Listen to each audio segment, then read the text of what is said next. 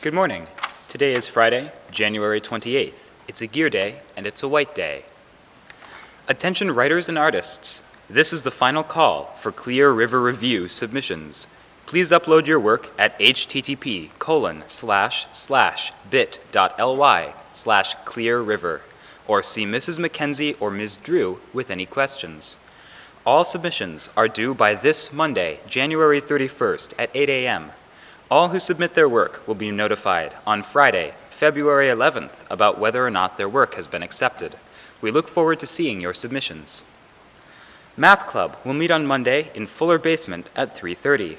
We will be hosting round 3 of the ASMA. See you at 3:30 in Fuller Basement. Please remember to bring your graphing calculators. Happy birthday tomorrow to Kayla Sline and Ava Ward, and on Sunday to Elsie Prince and Dennis Royer. Happy birthday. In upcoming sports, today we have Nordic at NCU Skate Relays at 2, Please Release the Team at 11:30, and JV and Varsity Boys Basketball versus Essex at 5 and 6:30, and the theme for that game will be Welcome to the Jungle. On Saturday, we have Boys Hockey versus Northfield at 7, JVB Boys Basketball versus North Country at 12:30, Gymnastics versus Essex and Burren at 2:30 with senior recognition, the Kingdom Blades at Rutland at 1, and JV and Varsity Girls Basketball at Rice at 12 and 1:30. Good luck to them all, and have a great day.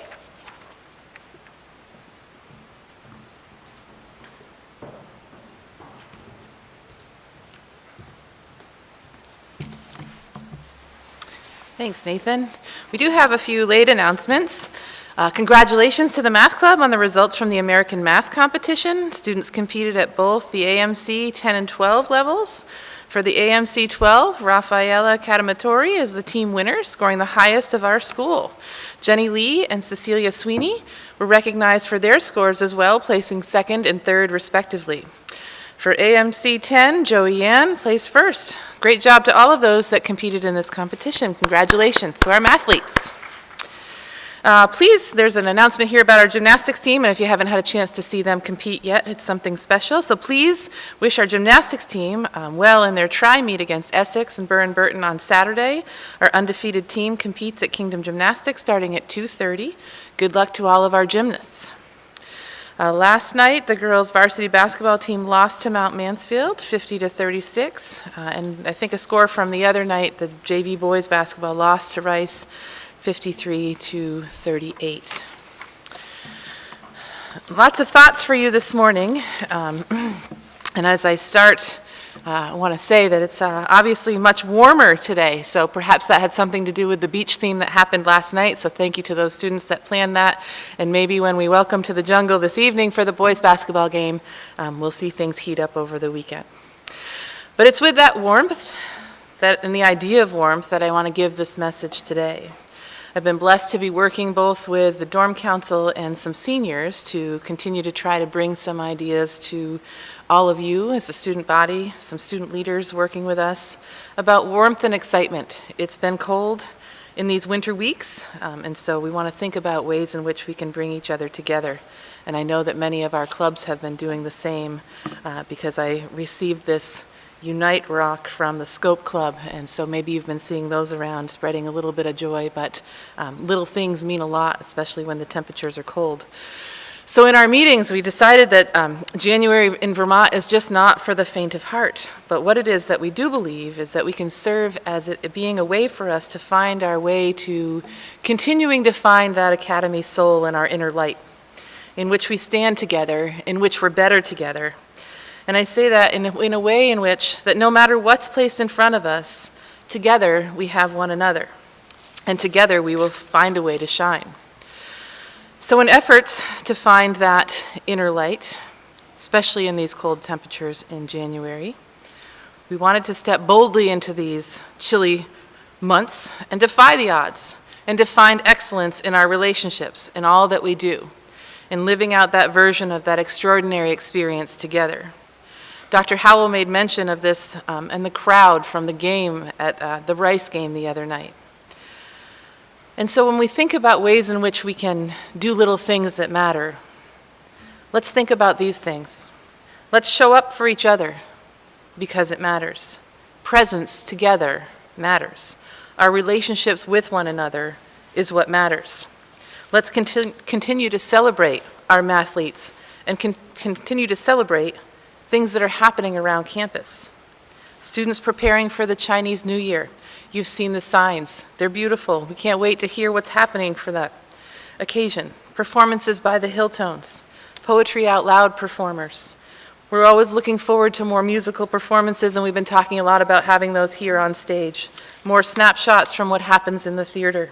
More celebrations of what's happening with each of our clubs that are going to competition. The library is working hard on putting amazing selections of books for you and for your enjoyment. The deans and the student government and Mr. Ryan are working on planning winter carnival activities for you. Ms. Drew and Mr. Lovett are already preparing some things for chapel for all of us in efforts to bring ourselves together, in efforts to make sure that we continue to be better together. My point here today is this. There are so many things that we can focus on that are hard. Our masks, the weather, COVID, restrictions, things that we used to be able to do. But the reality is we get to choose when we're together, and we get to choose how we're going to embrace one another when we are together. The reality is that we do have some hard things in front of us, but together we can make different choices. So today I'm going to ask that you do this. Look up, find whatever sunshine might be there behind the clouds. Look for the good in one another. Reflect on how you react to maybe some of the cards that are played in front of you, because they're not always ideal, but sometimes we get dealt them just the same. But focus on how we recover and how we grow from those times. American author Marianne Williamson wrote a poem about our deepest fears. Many of you have heard it maybe in the form of the movie Coach Carter. Some quotes from that poem and some quotes from that movie go as this. Our deepest fear is not that we are inadequate. Our deepest fear is that we're powerful beyond measure. It's our light, not our darkness, that most frightens us. We ask ourselves, who am I to be brilliant, to be gorgeous or talented, fabulous? And we ask, who are you not to be? Your playing small does not serve the world. There's nothing enlightened about shrinking so that others won't feel insecure around you. We are all meant to shine. It's not just in some of us, it's in everyone. And as we let our light shine, we unconsciously give people permission to do the same. And we are liberated from our own fear. Our presence automatically liberates others. We started this semester hearing from your peers who we are, who we want to become. And so I ask that we let that light shine today and every day and let it generate the warmth and the presence in your classrooms, in your competitions, with your friends, in your advisories, and in your dorms. We have the choice to be present, we have the choice to be thoughtful, and we have the choice to be brilliant. Which brings me to a point where we need to address something that's come to our community. Students and advisors have stopped to see me yesterday. I got a bunch of phone calls in the afternoon, and they have some concerns about this app that has come up. And those of you who know what I'm talking about Yik Yak. And from what I hear from the reports, from the advisors, from the students, from people who care, from people who are trying to show that inner light and be the best that we can be and be present and be brilliant, the commentary is unkind, it's thoughtless, it's hurtful, and honestly, on an anonymous app, it's pretty cowardly. So we can, as a school, block Yik Yak, but you can find ways around that. And we can, as a school, call you in once we know who it is. But at the end of the day, it's hard to find the anonymous, cowardly commentary. And after reading it, it's hurtful. So what I would say to you, the student body, and to you advisors who have the opportunity to talk to your students about this, if we want that inner light to shine, we have to be able to say to one another, not here, not us. We have to be bold enough to decide that that's not going to be the kind of thing that's going to bring our community down. And we have to care about each other enough to say this is enough no more, it's not who we are. It doesn't make us better together.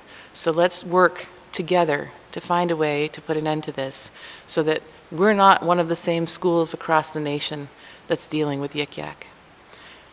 We are better than what I saw on the post last night. So I ask you, and I ask your peers, and I ask the student leaders to have the courage to say, not us, not here, not now. We wish you the best of the weekend. Take care.